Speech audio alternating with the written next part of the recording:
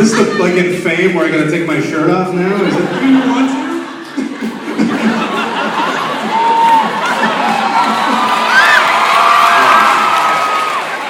This is an educational institute. Like a lot of other actors, like Eddie Murphy being one of them. This is seriously like an American Beauty moment. Have you ever thought of taking up a singing career? I don't know, I guess I never got along with my parents.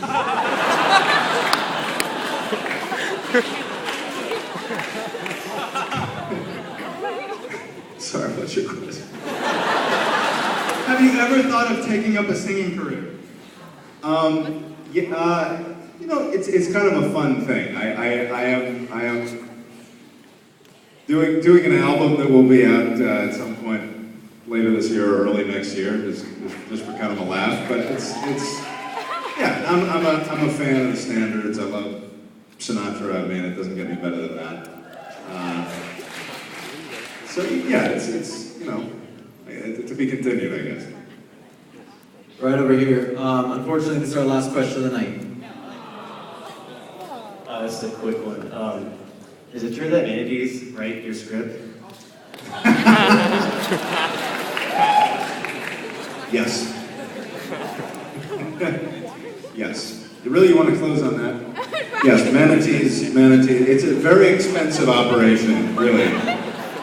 The amount of water that you have to get in this. It's like Star Trek 4, where they got to beam up all the water into the... It's 1986, it's from my day. One more.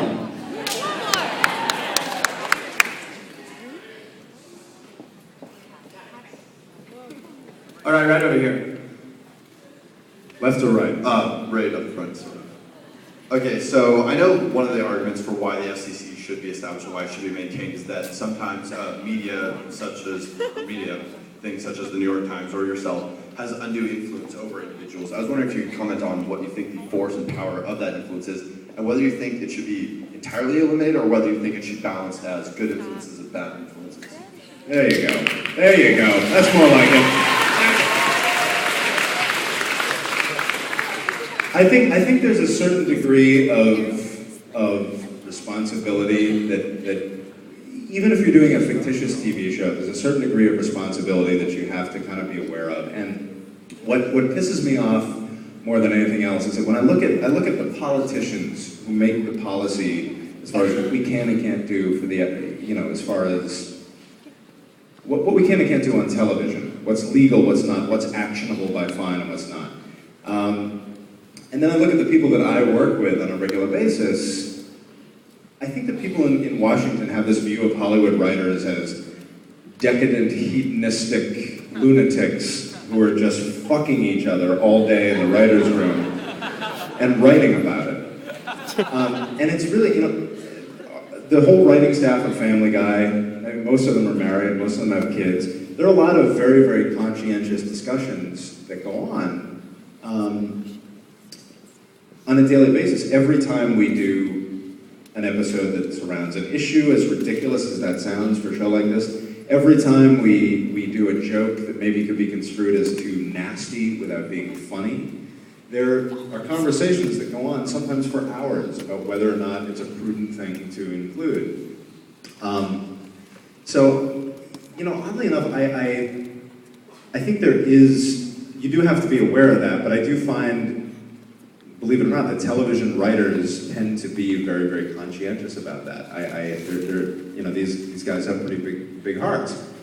I think what maybe should raise more of an eyebrow is the Supreme Court decision that dictates that corporations can now spend money to, if they feel like it, influence elections. They can campaign for candidates that might serve their best interest. Now, there's two schools of thought on that. One, can conservative corporations like Exxon, you know, openly campaign for Republican candidates who will kind of help them out?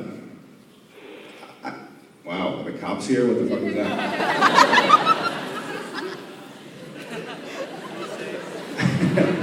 But the other point of view that I kind of maintain is that they're kind of already doing that anyway, surreptitiously. It's interesting that the ACLU actually fought for the corporations on that issue, which is it's kind of fascinating. It was kind of unexpected to me when I read that. I was like, really, the ACLU is fighting on behalf of potentially conservative corporations who want to give them the right to fund candidates that will serve their interests. I've gotten off topic, but I think that the First Amendment is best applied in the broadest sense possible. You can't really deny corporations that right any more than you can deny a network the right to say piss on TV if they want to. But I do think that it does behoove television. Hello.